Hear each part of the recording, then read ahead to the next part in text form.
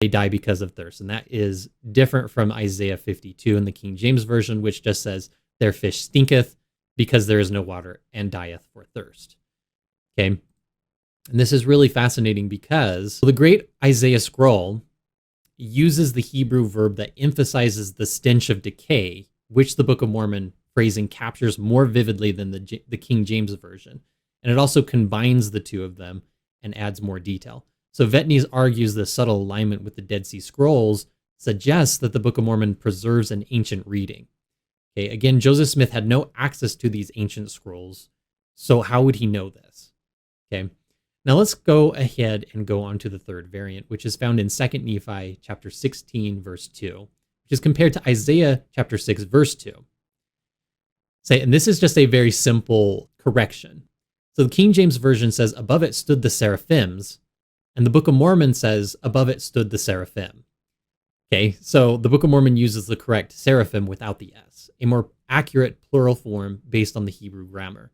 In Hebrew, seraphim is actually plural already, and so adding the S is a mistake in the King James Version. Now, the Dead Sea Scroll version of Isaiah 6:2 also has the correct use of seraphim, matching the Book of Mormon. This might seem small, but it's just a precise correction that aligns with the ancient Hebrew text. How would Joseph Smith, a 24-year-old farmer, know to fix this little detail, right? If he's just copying directly from the King James Version of the Bible, and he gets that right. Okay, so let's move on to the variant number 4. Okay, so the fourth variant that we have here is from 2 Nephi chapter 13, verse 26. And her gates shall lament and mourn, and she shall be desolate and shall sit upon the ground. You'll notice that in the King James Version, Isaiah chapter 3, verse 26 says, and she shall be desolate, and she being desolate. Okay, so that's a significant change, right? Well, if we look into the great Isaiah scroll from the Dead Sea Scrolls, we notice that it says the correct version is, and she shall be desolate. Okay, not and she being desolate. That's a very huge difference. One is prophetic speaking in the future, and the one is saying that she is currently desolate. Okay, so that's very remarkable, I believe. Joseph Smith would also, again, get these little details correct when he had no source material to work from. He's just reading this and dictating this as he goes along.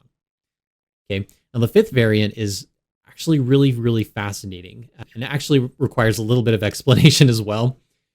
So in variant number 5, this has to do with 2 Nephi chapter 19, verses 1, and Isaiah 10, verses 29. This has to do with the name used in 2 Nephi 19 of a city. You'll notice that it says Ramath, right, with an ATH at the end, right? And in the Bible, in the King James Version, it only says Ramah. Okay, and this is very significant because in ancient Hebrew, Ramath was an old school ending with an ATH, and that was common in earlier times, but often dropped in later Hebrew renditions, like in the Bible's Masoretic text, which just says Ramah. A similar thing happened in the Dead Sea Scrolls, where we can see that a scribe actually corrected a name of a city, which was Aya, to Iath, to restore that ancient ATH ending, which is feminine.